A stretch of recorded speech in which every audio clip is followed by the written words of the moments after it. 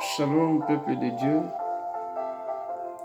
Nous allons partager avec nous pendant ce petit temps que Dieu nous a accordé. Parce qu'il dit que nous devons toujours faire part de tout ce qu'il nous dit de faire part auprès des autres. Nous allons parler aujourd'hui d'un livre que nous tous nous connaissons. C'est le livre des Romains, chapitre 7, versets 14 à 25. Je vais lire le verset 14 et d'autres, je vais les développer ensuite sur mon exhortation. Je lis 14, je saute directement, je pars au verset 25. Je lis au nom de Jésus. Le verset 14 qui dit: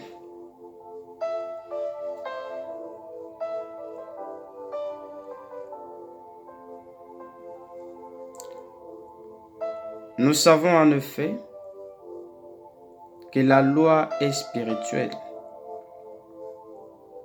Mais moi, je suis marqué par ma nature, vendu au péché.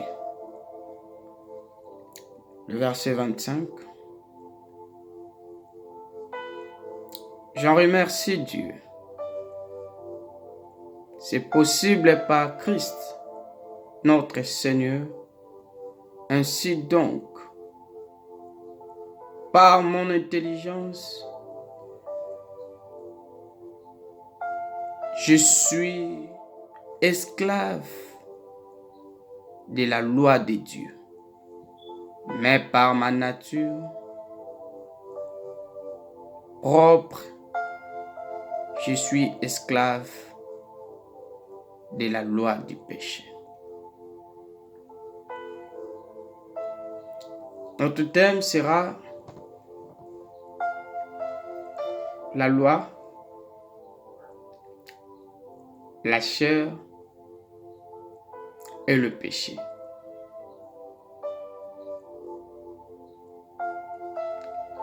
Nous allons d'abord voir la loi, c'est quoi? La loi, c'est l'ensemble de règles, de conduite émanant de Dieu ou ses représentants sur la terre. Là, c'est la loi. Ensemble de conduites et des règles émanant de Dieu sur la terre. D, c'est la chair. Disons, quand on parle de la chair, on voit le corps. La chair est considérée comme corps en opposition à la nature spirituelle.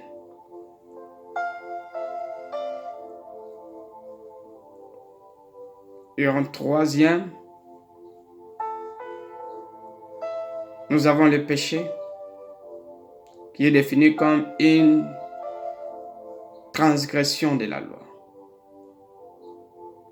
divine ou religieuse.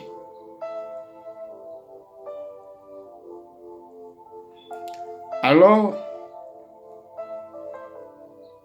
une question qui va nous être posée: quel lien est établi entre ces trois notions?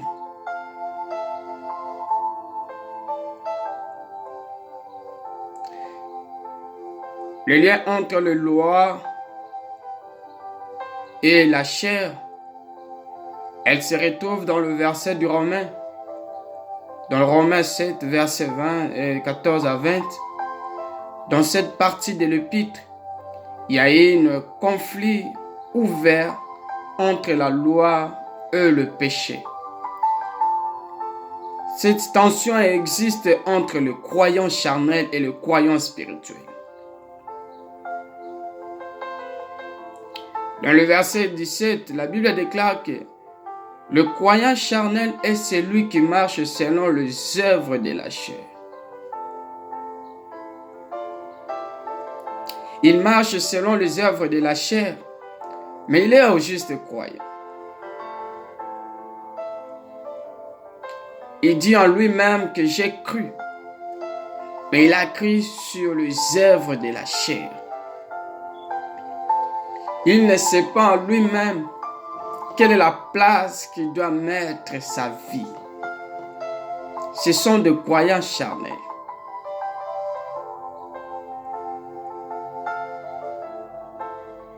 Ce sont eux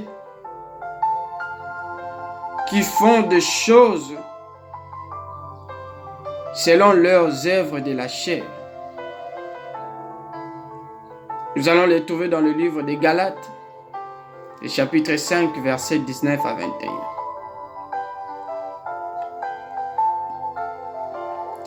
Mais le croyant spirituel porte en eux le fruit de l'esprit pour vivre éternellement.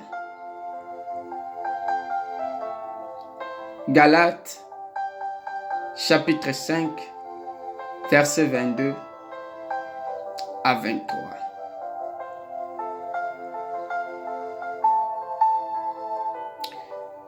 Et celui de croyants spirituels se manifeste dans la vie des vrais croyants lorsqu'ils permettent à l'esprit de diriger et d'influencer sa vie au point d'anéantir la puissance du péché.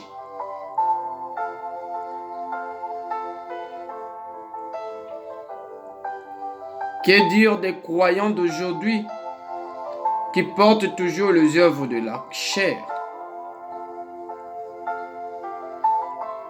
Qu'est-ce qu'il dit? Alors, ceux qui portent toujours le désir de la chair en eux, dans notre chair, il n'y a que des péchés qui nous poussent à vouloir transgresser la loi de Dieu. Est-il arrive, comme Paul, de ne pas faire le bien que tu veux faire, de ne pas agir tel que Dieu te dit d'agir.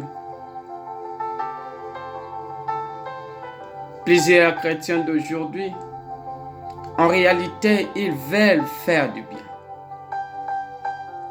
mais ils n'arrivent pas. Qu'est-ce qui fait à ce qu'ils ne puissent pas arriver? Qu'est-ce qui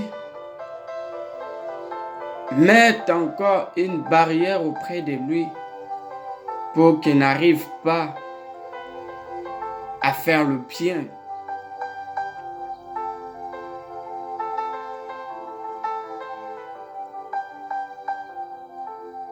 Mais nous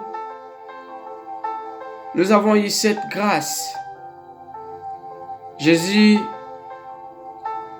nous a libérés du pouvoir de péché.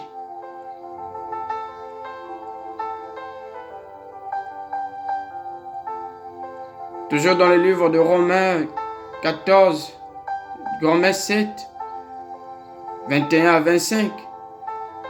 Le bien qui est à la loi de l'intelligence qui prend plaisir à la loi de Dieu.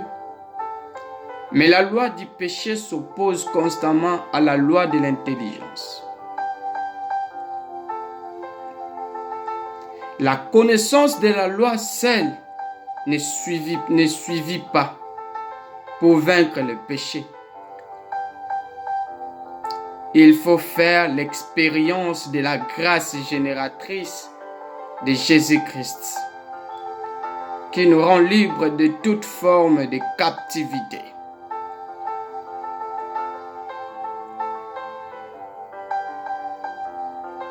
Pourquoi?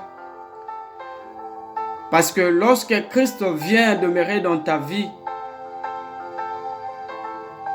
Il te donne la liberté de laisser tout, mais de rester attaché à lui.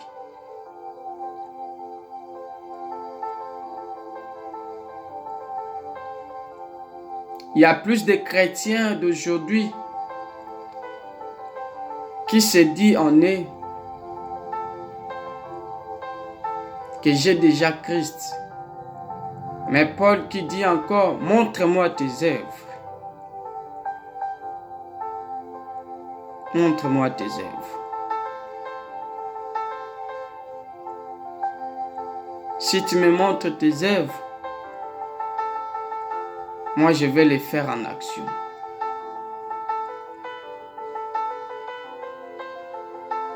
Quelles lois qui sont proches de nous.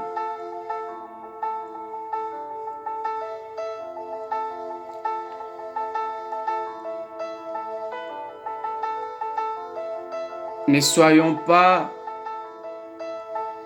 des croyants charnels en se livrant des choses de ce monde.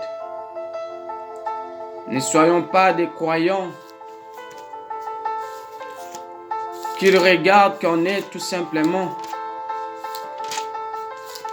que ce que le cœur leur dit de faire, c'est ce qu'ils font. Mais soyons des croyants par contre spirituels. Soyons des croyants spirituels. Résidons dans Christ et que Christ réside en nous. Les œuvres de la puissance qu'il a montrées puissent être notre effet. C'est à ce moment-là que nous serons bénis. Alors Christ nous appelle maintenant à marcher selon l'esprit et non selon la chair. De nos jours aujourd'hui, il y a d'autres personnes, d'autres croyants qui se laissent